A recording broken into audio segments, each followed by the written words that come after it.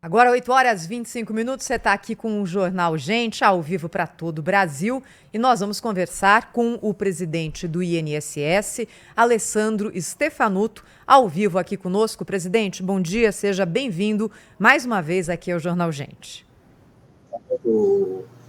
Bom dia a todos, bom dia Cláudio, bom dia aos demais presentes da bancada. É um prazer estar aqui na Band News.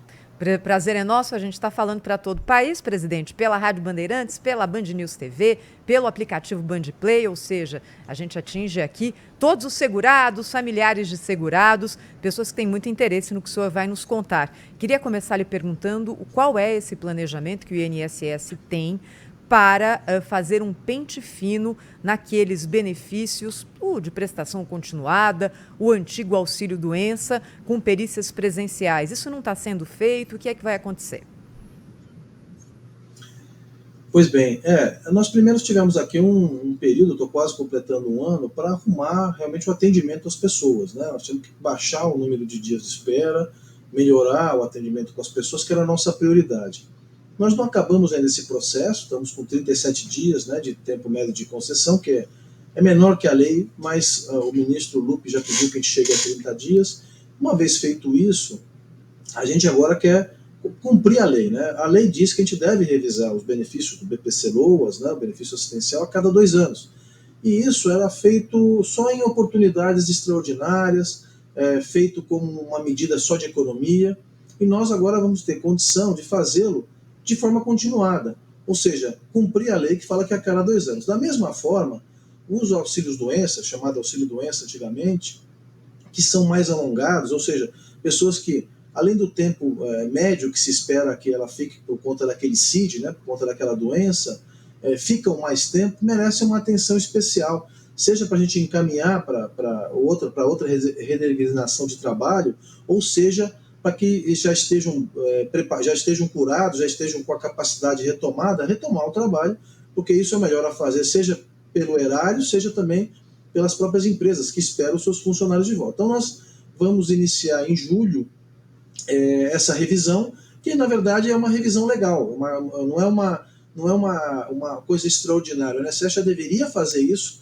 constantemente, respeitando assim os recursos, né, que são escassos, e nós vamos fazer de forma intensificada agora, até porque com o uso do atestado para aqueles benefícios mais simples, aqueles benefícios curtos, né, a gente ganha capacidade com a perícia de fazer para aqueles outros benefícios que têm custos mais elevados, que são benefícios permanentes, e que acabam onerando, quando não tem legalidade, acabam onerando o Estado. Tem benefício, tem legalidade, tem que ser dado rápido, respeitosamente ao segurado.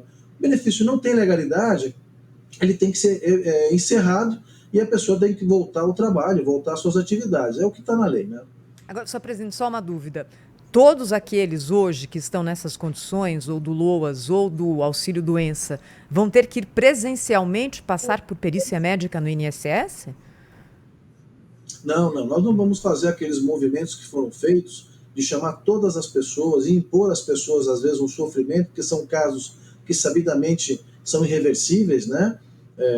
Você tem crianças do espectro autista que o autismo não tem cura, você tem tratamento, tem melhoras, continua sendo do espectro autista, e essas crianças não vão ser chamadas para fazer nova perícia, não faz sentido impor às mães, né, que cuidam dessas crianças, e as próprias crianças esse desgaste. Nós vamos ser cirúrgico, vamos fazer por recorte. O auxílio-doença, nós vamos pegar por alguns critérios, mas alguns eu já posso adiantar, aquelas pessoas que prorrogaram o benefício 2 vezes, 3 vezes, e saem do tempo médio de espera para que aquela doença possa ser curada e ele possa retomar sua capacidade, esses sim deverão ser objeto de perícia, seja para mandar depois para reabilitação profissional, caso ele fique com alguma sequela, algum tipo de impedimento, ou seja, se a pessoa já está habilitada e está permanecendo no benefício, está errado, a gente devolve ela para o mercado, devolve ela para o trabalho. Então, não vão ser todos, a população não precisa ficar preocupada, nossos segurados, como você bem disse,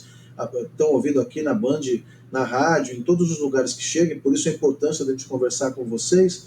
Essas pessoas não precisam ficar preocupadas. Aquelas que forem selecionadas vão ser convidadas, né, com a marcação da perícia, marcou a perícia, vem. Tá ainda com incapacidade, continua, não tem problema nenhum, O INSS está aqui para fazer essa cobertura.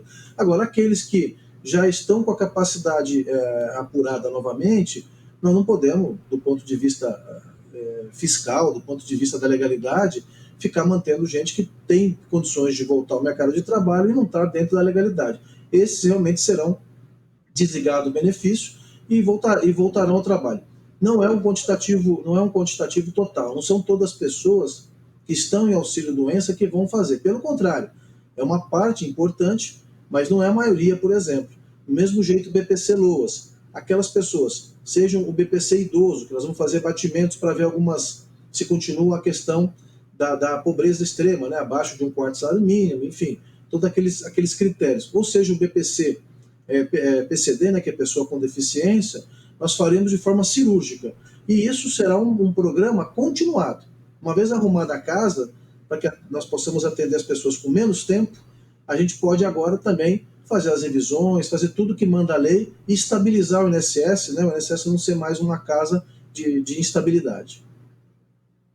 Presidente, bom dia, muito bem-vindo aqui ao nosso programa. Presidente, assim, a estrutura do INSS é gigantesca, né? E também é gigantesco o custo do INSS por pagador de impostos no Brasil. Não tem como fazer isso em domicílio? Por que é que, na dúvida, o INSS não faz a visitação ao segurado, né, ao beneficiário, e não obrigando a comparecer aos postos, etc.? Se há suspeitas de dificuldades, por exemplo, de locomoção, afinal de contas, o trabalhador estará de benefício, está com problema de saúde, né? Não tem como estabelecer que esse tipo de coisa pode ser feito em domicílio? Olha, Cláudio, você tem razão.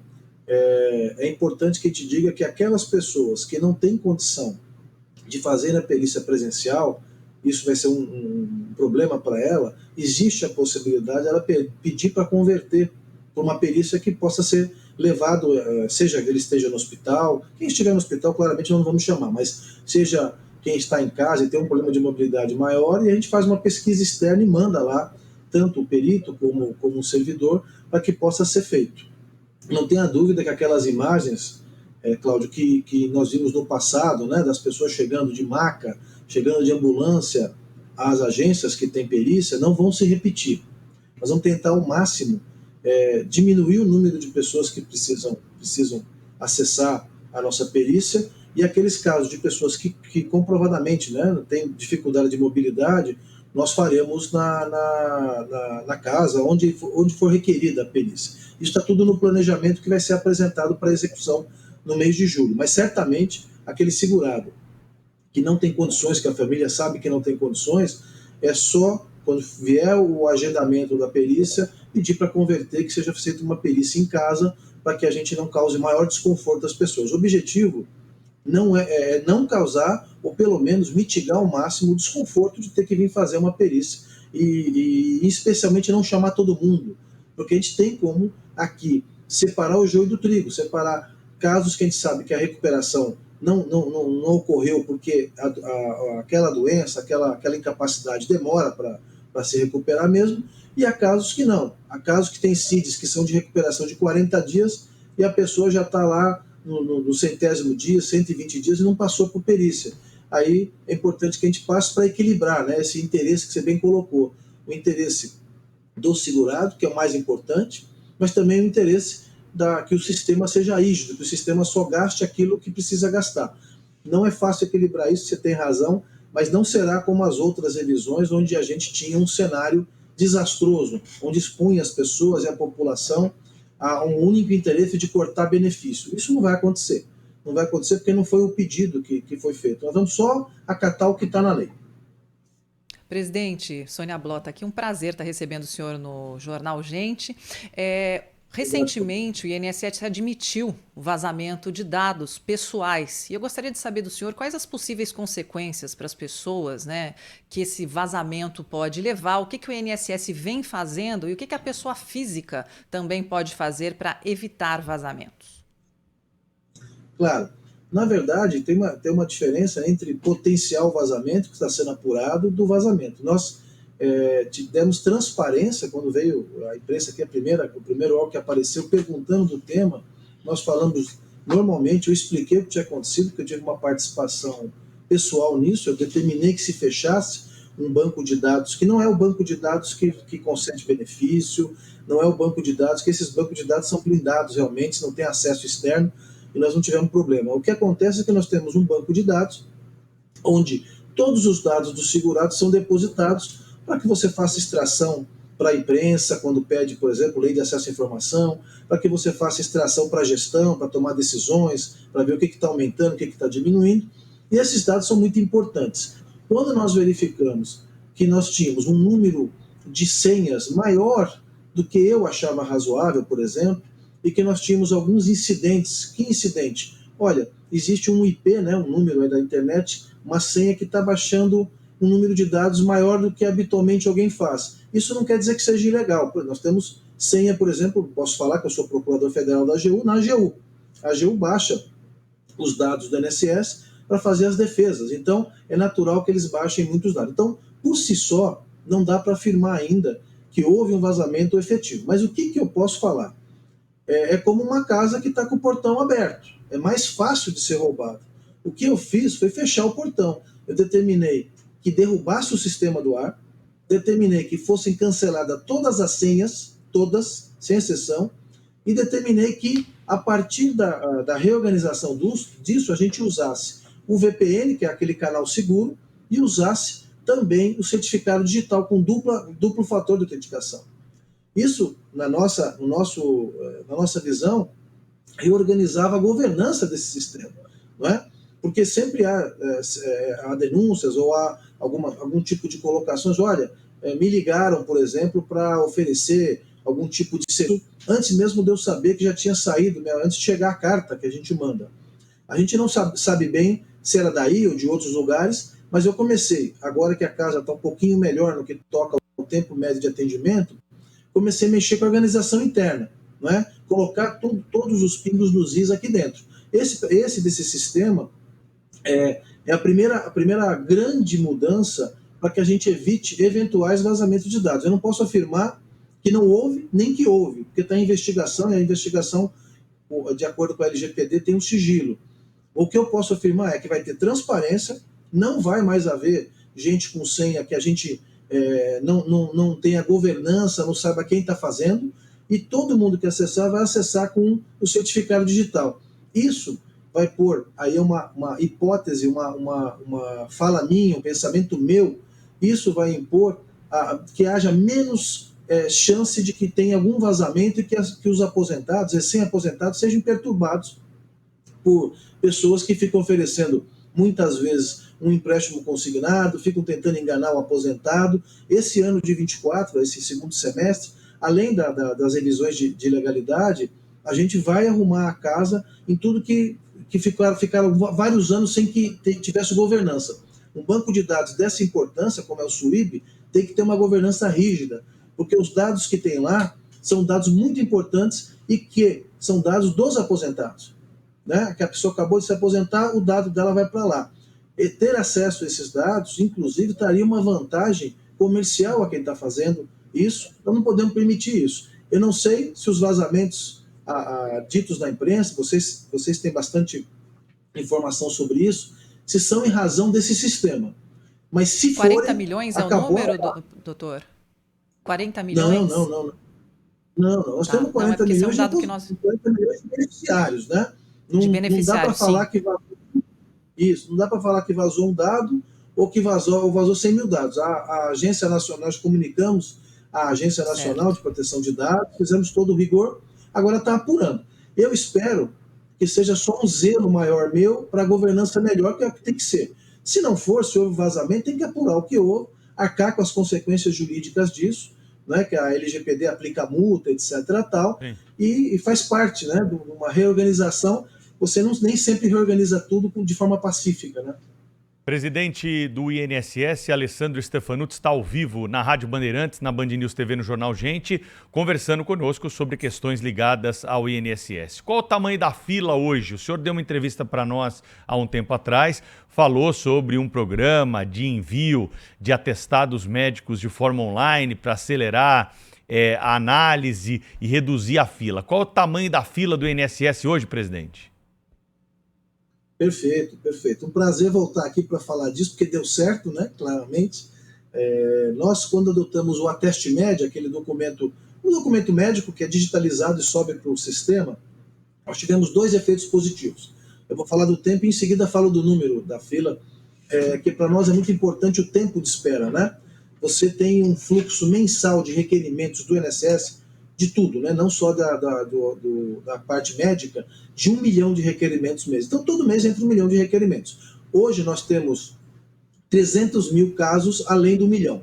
Todo 1 milhão que entra no mês, nós temos 300 mil casos que está baixando. Nós acreditamos que entre agosto e setembro não haja mais nada fora de 30 dias. Quando eu digo nada, é 95% dos pedidos. Existem pedidos isolados, que às vezes tem um tempo especial, tem alguma característica, tem que fazer uma prova, e ele fica mais de 30 dias e realmente ele entra num estoque. Hoje nós temos então 1 milhão e 300 pessoas, 1 milhão do mês presente, mais 300 mil. Quando assumimos, nós tínhamos 2 milhões e meio de pessoas. Essa adoção do Ateste Médio realmente melhorou muito. Saímos de um tempo de espera para fazer perícia de 7 meses, 8 meses. Estamos entregando benefício em média hoje no Brasil em 15 dias. Então a pessoa está efetivamente recebendo o benefício no próprio mês, sem ficar sem renda, sujeito a agiota, sujeito a empréstimos também com juros altos, sem expor a pessoa. A Previdência não pode ser um órgão que agrava, né, a vulnerabilidade dela, que já está doente, como o Cláudio falou, já está numa situação difícil, e além de tudo, ela vai ter que se virar por 6, 7 meses porque não tem o pagamento do benefício. Agora, existe o pagamento do benefício a tempo e modo. Além de tudo, essa adoção desse sistema por atestado acabou gerando, foi validado pelo governo, foi validado por técnicos, não é um número da minha cabeça, nós já economizamos, com a adoção desse atestado, que faz com que a pessoa fique menos tempo afastada, economizamos 2,09 bilhões de reais, não é? Que acaba ajudando também aí os cofres da Previdência. Porque o sistema anterior, como eu já expliquei aqui, não vou me delongar, fazia com que as pessoas ficassem 7 meses, 6 meses esperando, quando ela precisava de um benefício de 20 dias. Isso, graças a Deus, acabou e é muito positivo para a pessoa, é muito positivo para as empresas que recebem logo os seus empregados de volta, é bom para a economia, que a produtividade se mantém, e ao final, ao cabo, também foi bom para o erário, porque acabou gerando uma economia. Nós não temos hoje um problema de fila, de ter uma espera acentuada, mas ainda há muita coisa para melhorar, né? Nós temos ainda a aposentadoria especial, que analisa tempo especial, por exemplo, é um problema que ainda me dá dor de cabeça, eu tenho que mergulhar nele para arrumar, e essa revisão que nós vamos fazer, nós vamos ter que tomar muito cuidado para não também cancelar benefício de quem tem direito, né? Você manter um benefício que não tem direito, que é equivocado, é grave, porque você está tendo um gasto que não precisa, a sociedade está pagando, a gente tem que estar de olho nisso. Mas você tirar um benefício de uma pessoa que tem direito, que precisa, isso é cruel. Então nós temos algumas preocupações, mas os números são na minha avaliação, são bons. Presidente, eu acabei de receber aqui o senhor, assim, entrevistas suas bombam, porque, enfim, não há brasileiro que não tenha alguma relação com o INSS ou que esteja tentando estabelecer, inclusive, uma relação de aposentado e tal. Quero dizer que eu tenho ouvido muitos testemunhos, assim, da rapidez com que tem saído as aposentadorias. Gente que é absolutamente espantada com a rapidez com que o pedido foi logo aceito. Mas eu recebo aqui uma queixa de dona de casa que foi já notificada de protesto em cartório sobre dívida com o INSS de uma ex-funcionária da casa dela, segundo o relato que ela fez, e que, olha, há anos que essa senhora, que, enfim, já não há mais relação de trabalho e, de repente, a dona de casa recebeu já uma notificação do cartório de execução de dívida. E sem ela ter tomado conhecimento da existência dessa dívida, né? Isso é normal, é comum. O senhor é procurador também, né, de carreira, e sabe exatamente do que nós estamos falando. Isso é comum. O INSS, de alguma maneira, pode estar sendo pressionado pelo governo, de uma maneira geral, a otimizar a sua receita e acaba perdendo um pouco a mão. O que é que está acontecendo que pode provocar coisas dessa natureza e o que é que essa senhora pode fazer nesse caso? Cláudio, olha, o INSS, desde 2004, ele não lida mais com a arrecadação, né? Mas isso não quer dizer que a gente não tenha interesse e não deva atender a segurada que te mandou essa carta, né? Olha, pode ser que, vou falar como procurador, né? Porque o INSS não cuida mais disso, mas o segurado é nosso e nós temos que cuidar dele.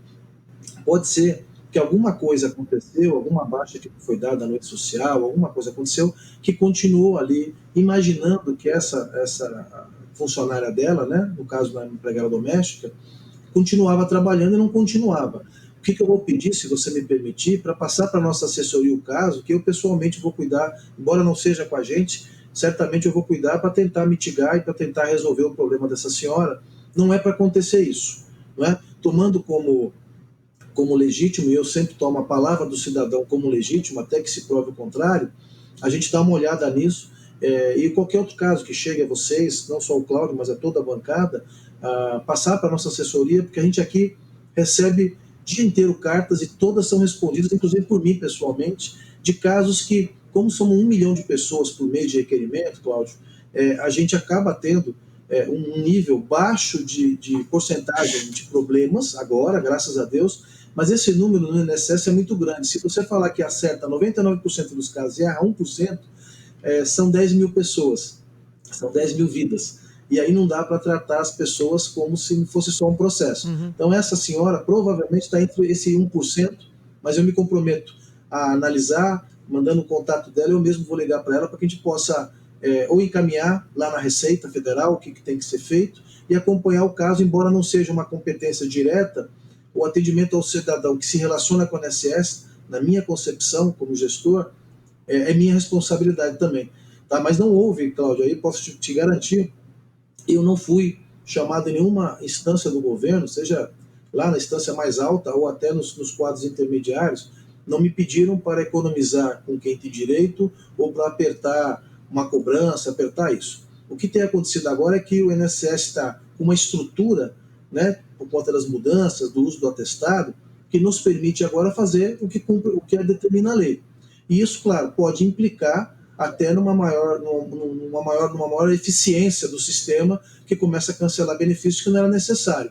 Mas não houve nenhum pedido, isso aí eu posso falar da minha palavra, nunca houve um pedido para mim para ou arrecadar mais, que a gente não cuida de arrecadação, mas indiretamente, né, com cancelar benefício, ou fazer revisão, ou conceder menos. A gente, ao conceder o benefício rápido, obviamente que você aumenta o esforço fiscal, porque você começa a gastar. Uma forma de não se gastar é você deixar o benefício lá pendurado, como cartão de crédito, e ir pagando só o rotativo. Isso acabou. Nós temos feito rapidamente a concessão do benefício, em que pese isso gerar um esforço fiscal maior. Mas é que o valor envolvido fiscal é menos importante do que a dignidade da pessoa de receber seu benefício. Aí eu peço, Cláudio, se puder passar para a nossa assessoria ou passar diretamente a mim, eu vou dar uma olhada nisso e dou resposta para a bancada para que possa ser depois dito o que aconteceu com esse caso. Muito bom. Queria agradecer ao presidente do INSS, Alessandro Stefanuto, falando ao vivo aqui com o Jornal Gente. Muito obrigada, hein, presidente? Até a próxima. Obrigado, Cláudio. Obrigado aos demais presentes da bancada. É um privilégio e um prazer falar com vocês. Um bom dia. Bom dia. Obrigado, bom dia, presidente. Bom dia, são 8h.